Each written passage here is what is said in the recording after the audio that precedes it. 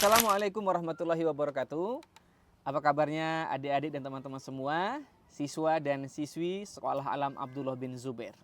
Hari ini Kak Yogi akan berkisah tentang kisahnya Abu Giyats, seorang yang jujur dan terkenal baik di zamannya. Baik, dikisahkan pada zaman dahulu di kota Mekah, ada seorang yang terkenal karena kejujurannya. Kisah ini diceritakan oleh ulama yang terkenal bernama Abu Ja'far Muhammad bin Jarir bin Yazid bin Khalid At-Tabari, atau yang kita kenal dengan Ibnu Jarir At-Tabari atau Imam At-Tabari. Kisahnya dimulai. Jadi adik-adik kalau mau berkisah, diawali dengan suara narator. Nanti adik-adik bisa mengkombinasikan dengan suara-suara yang lainnya. Nah, maka kita akan kembali ke suara narator. Ibnu Jarir At-Tabari berkata, pada musim haji, aku berada di Mekah. Aku melihat seorang laki-laki dari Khurasan mengumumkan, wahai para jemaah haji, wahai penduduk Mekah, di kota maupun di desa, aku kehilangan sebuah kantong yang berisi uang 1000 dinar. Siapa saja yang menemukan dan mengembalikannya kepadaku, semoga Allah membalasnya dengan kebaikan dan membebaskannya dari neraka, serta dia mendapatkan balasan pahala pada hari kiamat. Dia mengulangi perkataan-perkataan ini. Dia mengumumkan ke seluruh penduduk Mekah. Hingga berdirilah seorang yang tua, laki-laki tua dari penduduk Mekah. Dia berkata, wahai orang dari Khurasan, mungkin hartamu telah ditemukan oleh seorang mukmin yang miskin dan orang yang telah lanjut usia. Seandainya dia mengembalikan uang itu kepadamu, apakah kamu bersedia memberinya harta yang halal? Maka orang Khurasan itu berkata, berapa jumlah hadiah yang dia inginkan? Maka kakek itu berkata kembali, bagaimana kalau 10% atau 100 dinar? Orang Khurasan itu tidak mau. Dia berkata, tidak, aku serahkan urusanku dan urusannya kepada Allah. Biar Allah yang akan membalasnya. Maka Ibnu Jarir berkata, hatiku berkata bahwa kakek tua itu adalah orang miskin dan dialah orang yang telah menemukan kantong berisi uang 1000 dinar itu. Dan aku pun mengikutinya secara diam-diam ketika kakek itu pulang ke rumah. Ternyata dugaanku benar. Kakek itu sesampainya di rumah, dia lalu memanggil istrinya. Lubabah, Lubabah istriku, kemarilah. Istrinya pun menjawab, iya Abu Giyats. Orang tua itu pun berkata kembali, aku baru saja berjumpa dengan orang yang telah memiliki uang ini. Aku pun meminta ia agar membagi sebagian hartanya untuk orang yang telah menemukannya. Namun pemuda itu tidak setuju. Pemuda itu tidak mau, Lubabah. Apa yang harus aku lakukan dengan uang ini? Apakah aku harus mengembalikannya? Apakah aku harus mengembalikannya? Aku takut kepada Allah. Aku takut dosa kepada Allah, istriku. Lalu istrinya pun menjawab, wahai suamiku, kita telah menderita kemiskinan selama lebih dari 50 tahun. Engkau memiliki 4 orang anak. Engkau juga telah memiliki 2 saudari. Engkau bersamaku lalu bersama ibuku, ditambah dirimu sendiri, kita bersembilan di rumah ini suamiku. Gunakan uang itu. Beri kami makan. Berikan kami pakaian. Selama ini kita tidak punya pakaian yang layak. Senangkan kami, wahai suamiku. Engkau lebih mengerti apa kebutuhan kita. Semoga setelahnya Allah membuatmu kaya sehingga engkau bisa membayar hutang ini. Atau semoga kelak Allah mengampuni hutangmu di hari kiamat. Kemudian adik-adik, Pak tua itu berkata, istriku, aku sudah hidup lebih dari 86 tahun. Tidak sekalipun aku memakan yang haram. Aku takut kemarahan Allah.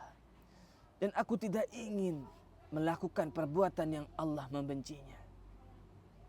Aku tidak ingin mati dalam keadaan melakukan perbuatan yang buruk, wahai istriku. Jadi adik-adik, ternyata kakek tua itu tetap dengan kejujurannya. Dia tidak mau mengambil sepeser pun harta uang dari barang temuannya itu. Sehingga datanglah hari esok. Di esok hari terdengar suara. Pria atau pemuda dari Khurasan itu kembali bertanya kepada orang-orang di Mekah. Dia berkata, wahai orang-orang Mekah, wahai jemaah haji, wahai tamu-tamu Allah dari desa, dari kota, adakah di antara kalian yang menemukan uang, kantong berisi uang 1000 dinar? Jika menemukannya, hendaknya dia mengembalikannya kepadamu. Maka balasan pahala dari Allah untuknya. Kemudian adik-adik, Pak tua itu pun berdiri kembali. Wahai orang dari Khurasan, bermurah hatilah sedikit. Kehidupan di Mekah musim ini sangat sulit. Bisa jadi ada orang yang telah menemukan kantong berisi uang itu, namun kehidupannya susah. Bersediakah engkau untuk memberikan bagian uang itu kepadanya? Kemarin aku katakan kepadamu untuk memberinya 100 dinar. Sekarang gak usah 100 dinar, gak apa-apa. 10 dinar boleh. Agar dia bisa memenuhi kebutuhannya sehari-hari. Bagaimana? Pemuda itu pun menjawab, tidak. Jika ada yang menemukannya, maka kembalikan kepadaku. Biar Allah yang akan membalasnya. Baiklah anak muda. Kalau begitu, mari ikut bersamaku. Digenggam tangan pemuda itu, dibawa ke rumah Abu Giyats, Pak tua tadi. Hingga sesampainya di rumah, Abu Giyats segera menggali tanah yang ada di dekat rumahnya. Kemudian dia mengambil kantong berisi uang dan dia segera menyerahkan kepada pemuda dari Khurasan itu. Sambil berkata, wahai anak muda, ambillah ini uangmu. Semenjak aku menemukannya, hidupku jadi tidak tenang. Ambillah, bawalah. Wah, terima kasih Pak tua. Pemuda itu pun segera pergi meninggalkan Abu Giyats. Namun beberapa langkah dia kembali lagi. Sembari sambil berkata, Pak tua, sebenarnya ayahku telah meninggal, telah wafat beberapa waktu yang lalu. Dia mewariskan harta sebesar 3.000 dinar. Kemudian sepertiganya beliau bagikan kepada ahli warisnya dan sisanya diminta untuk diberikan kepada orang yang membutuhkan. Jadi sepertiganya diberikan kepada orang yang membutuhkan. Itu wasiat dari ayahku. Semenjak aku berangkat dari Khurasan menuju Mekah, aku keliling di sini, maka tidak ada satupun orang yang aku temui lebih pantas menerima uang ini selain engkau, Pak Tua. Maka ini adalah uangmu. Harta ini untukmu, gunakanlah untuk dirimu. Aku serahkan ini. Pak Tua yang menerima harta tadi, 1000 dinar, menangis sejadi-jadinya. Benarkah uang ini untukku? Iya. Aku bahkan tidak pernah melihat, bahkan memimpikannya ada uang sebanyak ini.